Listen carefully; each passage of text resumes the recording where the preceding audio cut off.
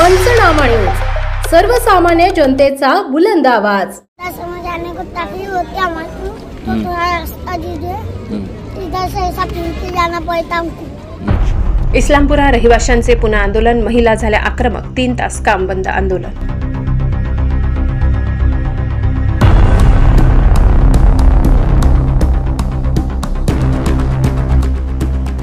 इस्लामपुरा भागातील महामार्गाचे काम नियोजन शून्य, रहिवाशांना विश्वासात घेतलेच नाही।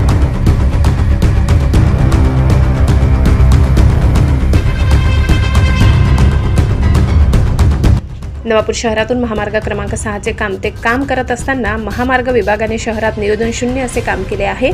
त्याचा त्रास या भागातील रहिवाशांना होत आहे। या परिसरातील रहिवाशांना विश्वासात न घेता काम होत आहे। मुळात शहरातून महामार्ग होत असल्याने नवापूर शहराचा चेहरा विद्रूप झालाय। इस्लामपुरा, प्रभाकर कॉलनी, दिगंबर पाडवी सोसायटी, सुभाषनगर, भीमनगर या भागातील रहिवासी अनेक वर्षापासून वास्तव्यास आहेत, परंतु शहरातून महामार्ग जात असल्याने शहरात प्रवेशासाठी कोणत्याही प्रकारची सोय नसल्याने आज या भागातील रहिवाशांनी चक्क 3 तास उड्डाण पुलाचे काम बंद आंदोलन केले। यामध्ये महिला वर्ग, पुरुष, युवक व लहान मुलांच्या मोठ्या प्रमाणात उपस्थिती होत्या। गेल्या 3-4 दिवसापूर्वी एका गरोदर महिलेने बोगदा नसल्याने तिला आपला जीव गमवावा लागला। त्यामुळे संतप्त नागरिकांनी उड्डाण पुलाचे काम चक्क 3 तास बंद पाडले। मात्र रहिवाशांच्या मागणीकडे दुर्लक्ष होत असल्याने या भागातील रहिवासी संतप्त होऊन आक्रमक झाले। त्यावेळी विरोधी पक्षनेते नरेंद्र नगराडे, माजी उपनगराध्यक्ष फारुख शहा, प्रकाश ब्राह्मणे, आनंद आतारकर, शिरसाट पेंटर, सलीम खालील काकर, रमजान शहा, गणी शहा आदी सह रहिवासी, महिला, पुरुष उपस्थित होते। यावेळी पोलिसांचा चोख बंदोबस्त होता। परिसरातील महामार्ग आंदोलन तीव्र होण्याची चिन्हे दिसत आहेत। या परिसरातील रहिवाशांच्या मागणीकडे गंभीरपणे लक्ष देण्याची गरज आहे।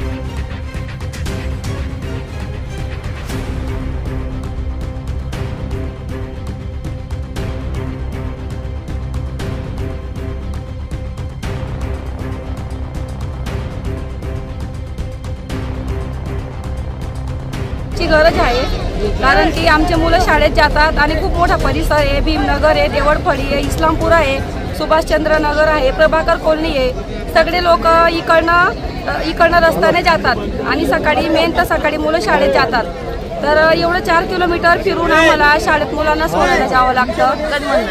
आमले रोड पाहिजे, जागा पाहिजे, शाळा आणि पब्लिक आहे, पोरस आहे, दाखला मोठा शे, आजार पण शे, गैर गुजर बाई शे, तिले कसं लई जावानं कसं लई जावानं, टाइम बी टाइम होई ना। आज ती एक मुसलमान महिला म्हणे ती एक पोर मरी गई। हो, अशा घटना जर घडत घ्या, याला जबाबदार कोण है?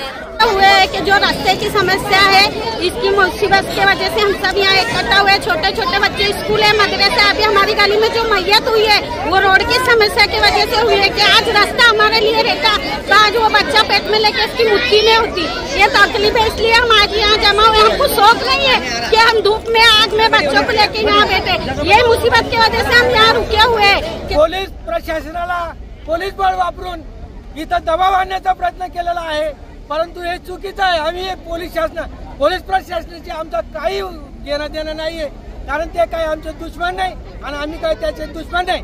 आमची मागणी फक्त एकच आहे, हमारा रास्ता पाहिजे। आंदोलन है, हमको सिर्फ रास्ते से मतलब है। हमको यहाँ से ले जाने और आने के लिए रास्ता चाहिए, और अगर आगे नहीं होता है तो हम हमारे हिसाब से रास्ता मांगेंगे। क्या इसमें सबको तकलीफ है? इसमें एक आदमी को या 2 आदमी को नहीं है। अभी एक जवान लड़की मर गई रास्ते की वजह से, क्योंकि रास्ता नहीं होने की वजह से 3 किलोमीटर राउंड मारना पड़ा उसको।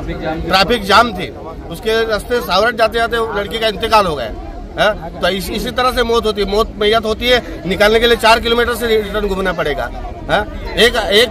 सिर्फ एक समाज का आदमी नहीं है, हम सब समाज के लोग हैं, हिंदू, मुसलमान, सिख, ईसाई सब है। सबको प्रॉब्लम है, मैयत का प्रॉब्लम है, स्कूल का प्रॉब्लम है, दवा खाने का प्रॉब्लम है, बाजार जाने का प्रॉब्लम है, हर चीज का प्रॉब्लम है। तो प्रशासन अगर ये नहीं सोल्व करेगा तो कौन करने वाला है? शाळेत उद्यापासून मी पाठवणार आहे। एवढं दूर मी नाही जाऊ शकत, कारण की मी कामधंद्यावाला माणूस आहे। माझी बाई एकटी इकडून मी एवढं दूर नाही जाऊ शकत। सकाळची शाळा आहे आपली 7 वाजताची। आता या शिवाजी शाळेमध्ये आमच्या गल्लीमधले 20 मुलं आहे, यांना कुठून जाणार आम्ही? आता एक छोटं तरी बोगदा पाहिजे आम्हाला।